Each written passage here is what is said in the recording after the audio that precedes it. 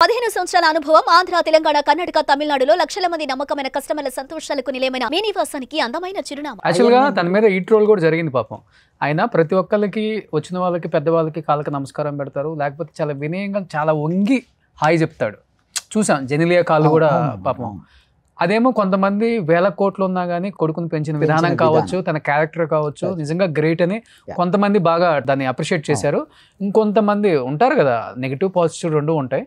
So ఇతను కేవలం ఒక పబ్లిసిటీ స్టంట్ కోసం కావాలని ఊరికే దండం పెట్టడం, ఊరికే వినయం చూపించడం, అదంతా కావాలని చేస్తున్నాడు. అదొక స్ట్రాటజీ, ఈ ఆటలో ఇది ఒక భాగం అని చెప్పేసి కూడా చేశారు కదా. ఇది ఓకే. రియల్ లైఫ్ లో అసలు కిరీటి ఎలా ఉంటాడు?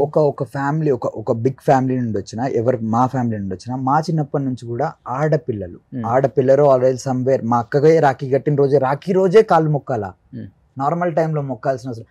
ఆడపిల్లలకి రెస్పెక్ట్ చేసి కాళ్ళు మొక్కండి అని ఎప్పటి నుండో చెప్పారు. అదే పెద్దవాళ్ళు అయితే విల్ గెట్ బ్లెస్సింగ్స్, చాలా గుడ్ బ్లెస్సింగ్స్. అది ఒకవేళ అమ్మ అని చెప్పి కాళ్ళు మొక్కామంటే అమ్మ ఏమనిద్ది, అమ్మ వీడు ఇది ఉంది అది ఉంది అనిద్దా, మంచిగా చల్లగా ఉండు నా కొడుక అని చెప్పేసి మంచిగా దీవిస్తారనమాట. సో ఆ బ్లెస్సింగ్ కోసం ఎవడైనా కాళ్ళు మొక్కాల్సిందే. అది మొక్కితే మేబీ గుడికెళ్ళి స్నానం చేసి మంచిగా గుడికి వెళ్ళాల్సిన అవసరం లేదు. మీ అమ్మో లేదా వేరే ఫ్రెండ్స్ వాళ్ళు ఎవరైనా కానీ ఒక ఆడపిల్ల మంచిగా ఒక స్త్రీ కనిపించినప్పుడు వెళ్ళి కాళ్ళు మొక్కినా లేదా రెస్పెక్ట్ ఇచ్చినా, వాళ్ళంతా వర్క్ చేసిన వాళ్ళు.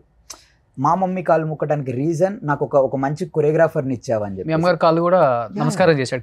నమస్కారం చేశాను. ఐ ఫీల్ నాకు లిటరల్లీ కళ్ళమని నీళ్ళు వచ్చాయి అనమాట. సెట్లో ఎవ్రీ డాన్సర్స్, అందరు డాన్సర్స్ అంతా నాకు night message, you are so lucky Revanth, నీకు అంత పెద్ద ఛాన్స్ వచ్చినా కానీ మీ మమ్మీకి అంత రెస్పెక్ట్ చేశారు hero sir, is very sweet. అందరూ అలా మెసేజ్ చేశారు. నాట్ ఓన్లీ వాళ్ళు, జెనిలియా మ్యామ్ ఎంత చేశారు, ఇండస్ట్రీకి ఎంత చేశారు, ఎన్ని సినిమాలు చేశారు. ఆమె కాలు మొక్కడంలో తప్పే ఉందన్న యంగ్ ఆర్టిస్ట్ గా. అంటే అదే అంటే చెప్పిన ప్రకారం మర్యాద అనేది ఫ్యామిలీ అతని క్యారెక్టర్ అంతేనా. అది నీకు పద్దాకల చెప్పాల్సిన అవసరం కూడా లేదు. ఒక్కరితో అంటే ఏం కాదు, అంత పెద్ద పెద్ద టెక్నీషియన్స్ అందరు ఉన్నారు, ప్రతి ఒక్కరితోటి. అండ్ బ్రహ్మానందం సార్ మేము మాట్లాడుకోలేదు, మాకు డెబ్యూట్ అంటే ఒక చిన్న క్యామియో రోల్ చేశారనమాట. డెబ్యూట్ హీరోకి, డెబ్యూట్ కొరియోగ్రాఫర్కి ఆయన వచ్చి అంత మంచి చనువిస్తే ఆయన జస్ట్ లాస్ట్ ఇట్లా వెళ్ళి కాళ్ళు మొక్కుతుంటే వెంటనే నా ఆయుష్ కూడా నువ్వు పోసుకొని నువ్వు చల్లగా ఉండు బ్రహ్మానందం గారు. నేను పోతే ఇలాంటి ఒక కొత్త కొరియోగ్రాఫర్స్కి అందరిని ఎంకరేజ్ చేయాలని నేను వచ్చాను. ఒక కొత్త హీరోవి, నువ్వు ఒక కొత్త కొరియోగ్రాఫర్, మిమ్మల్ని అందరినీ ఎంకరేజ్మెంట్ ఇవ్వాలి అని చెప్పి నేను వచ్చా. సూపర్. నేను అందుకని మీకోసమే ఈ షార్ట్ చేశాను. గాలి గారి ఫ్యామిలీ కాబట్టి సాంగ్ ఒక 20-30 లక్షలు 50 లక్షలు ఇచ్చుంటారా మొత్తం రెమ్యునరేషన్? నేను ఒకవేళ 50 లక్షలు ఇస్తే అన్న రేంజ్ రోవర్ ఆఫర్ చేశారంట కదా. లేకపోతే లేదన్న, అంటే నాకు మంచి రెమ్యునరేషన్. నాకు ఏదైతే మాట్లాడామో అదే తీసుకున్నాను. ఎండ్ ఆఫ్ ద డే నేను 2 సాంగ్స్ చేశాను ఓవరాల్ గా. మంచి రెమ్యునరేషన్ బికాస్ నేను ఉట్టికే తీసేసుకోలే. నాకు నా రెమ్యునరేషన్ ఏదైతే ఉందో, నా మేనేజర్ త్రూ మాట్లాడిందో, నేను ఏదైతే హార్డ్ వర్క్ చేశానో దట్స్ పే ఆఫ్ అనమాట. నేను చాలా హార్డ్ వర్క్ చేశాను అన్న. అంటే వారిలో ఊరికే వెళ్ళిపోయి నేను కొట్టేస్తా అంటే కాదు. నేను ఒక 6 months నేను వారియర్ లాగా రెడీ అయ్యి, ఎన్ని నా మీద స్క్రాచ్లు పడ్డా, ఎన్ని కత్తులు పడ్డా కానీ అవన్నీ నేను భయపడుతున్నారేమో ఇప్పుడున్న కొరియోగ్రాఫర్స్. అమ్మ మాకున్న ఆఫర్స్ అందరూ వీళ్ళు లాక్కొని వెళ్ళిపోతారేమో, వీళ్ళ టాలెంట్ చూస్తుంటే. ఇప్పుడు ఏదైతే చెప్పుకుంటున్నారో సో కాల్డ్ 4-5 పెద్ద మాస్టర్స్ మేమే ఇండస్ట్రీలో మేమే వెళ్తున్నాము. ఎందుకంటే మోయిన్ కూడా లాస్ట్ టైం బయటకు వచ్చి చెప్పాడు కదా, అంటే జానీ మాస్టర్ కి ఇష్టం లేదు, నా వెనక చాలా పాలిటిక్స్ నడిపాడు ఆయన. ఇది మాకు తెలియదు.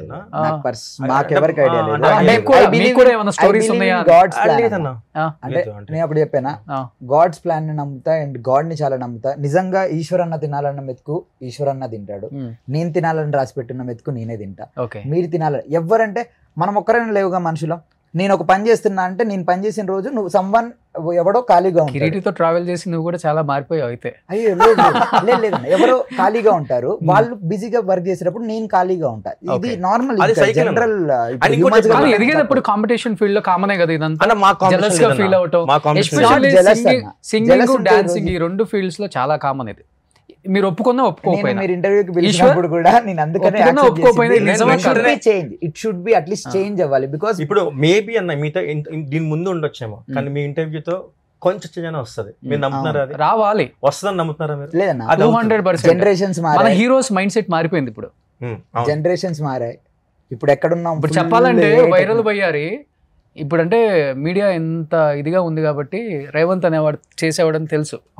లేకపోతే అదే స్టెప్పులు జనం చూసినప్పుడు ఇది ఎవరు శేఖర్ మాస్టర్ చేశాడా, జానీ మాస్టర్ చేశాడా?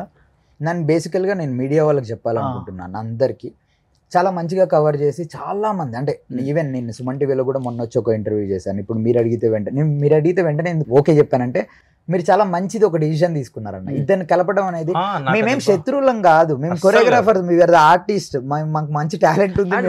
వన్ మోర్ థింగ్ రేవంత్, నేను స్టోరీ టెల్లింగ్ సాంగ్స్ చేస్తాను. మీరు ఇప్పుడు కోర్ట్ డాన్స్ సాంగ్ కాదు, నేను చెప్పిన గ్యాంగ్ సాంగ్ డాన్స్ సాంగ్ కాదు. ఇప్పుడు చేసే సాంగ్స్ కూడా నేను అందరికి జూనియర్ లో చేసిన డాన్స్ సాంగ్ కాదు, నేను సేమ్ కొరియోగ్రాఫర్సే, కానీ నేను నా స్టైల్ వేరు. నేను కథ చెప్తున్నాను సాంగ్ లో, ఆయన మూమెంట్స్ చేస్తున్నారు.